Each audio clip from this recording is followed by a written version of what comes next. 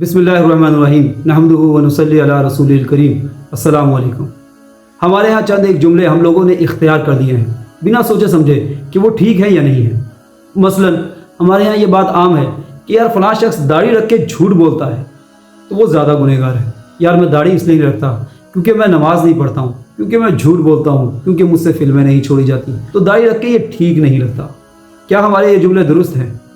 اس بات کو ذرا غور سے سوچئے۔ نماز پڑھنے سے اس شخص نے یہ کلیم تو نہیں کیا کہ میں زیادہ نیک ہو گیا۔ ظاہر ہے وہ اس سے تو بہتر ہے جو نماز نہیں پڑھ رہا۔ اب ایسا شخص اگر جھوٹ بولتا ہے تو اللہ تعالیٰ کی بارگاہ میں اس کے جھوٹ بولنے کا اسے گناہ ملے گا اور نماز پڑھنے کا ثواب ملے گا۔ اس کی داڑھی نہ رکھنے کا اس کو گناہ ملے گا اور نماز پڑھنے کا ثواب ملے گا۔ اسی طریقے سے اس کے ناچنے کا اسے گناہ ملے گا اور اسی وقت میں جو اس نے داڑھی رکھی ہوئی ہے اسے اس کا ثواب ملے گا۔ اس طرف بھی ہم اس جملے کو غلط استعمال کرتے ہیں۔ اسی طریقے سے ایک شخص جس نے داڑھی کٹائی ہوئی ہے یا وہ نماز نہیں پڑھتا، وہ مزید اپنے آپ کو آزاد سمجھتا ہے کہ یار میں تو ناچ رہا ہوں، میں تو ایسا ہی ہوں، میں تو جھوٹ بول رہا ہوں، میں تو ایسا ہی ہوں۔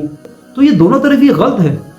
ایک شخص جو ایک نیکی کر رہا ہے اس کے دوسرے گناہ کو اس لیے زیادہ برا کہنا کہ یار تو نیکی کرتا ہے اب تجھے گناہ نہیں کرنا چاہیے، یا ایک شخص گناہ کر رہا ہے اور اس کا یہ کہنا ہے کیونکہ میں نیکیاں نہیں کرتا تو بہرحال گناہ تو میں کر رہا ہوں۔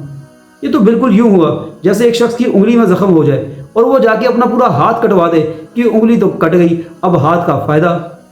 چنانچہ ہم لوگوں کو ہر نیکی کو اپنانا چاہیے اور ہر گناہ سے بچنا چاہیے، اور اس بات کا بہت زیادہ دھیان رکھنا چاہیے کہ ایک گناہ ہم سے نیکی نہ چھڑوائے۔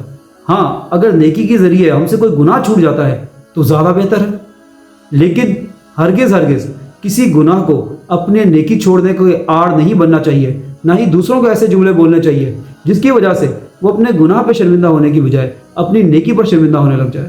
جیسے ہمارے ہاں علماء کرام سے اگر کوئی غلطی ہو جائے تو ہم انہیں زیادہ برا بھلا کہنے لگ جاتے ہیں۔ ایک شخص جس کی حیت نیک لوگوں جیسی ہے، جو سنت پر بظاہر عمل کر رہا ہے، اگر اس سے کوئی غلطی ہو جائے ہم اسے زیادہ برا کہنے لگ جاتے ہیں، جبکہ وہ بھی انسان ہے۔ توبہ کا دروازہ اس کے لیے بھی ویسے ہی کھلا ہوا ہے جیسے عام انسان کے لیے، بلکہ زیادہ چانسز یہ ہیں کہ اسے توبہ کی توفیق جلدی حاصل ہو جائے گی، بجائے اس کے کہ ہم اس جیسے بنے۔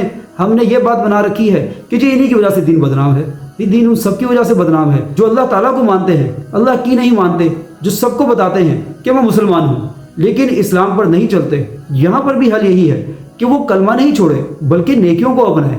ظاہر ہے کلمہ چھوڑنے سے تو وہ امید بھی ختم ہو جائے گی جو ایک نہ ایک دن انشاءاللہ اللہ تعالیٰ کی فضل سے ہم جنت میں چلے جائیں گے۔ چنانچہ ایسے جملوں کو استعمال کرنے سے پرہیز کرنا چاہیے۔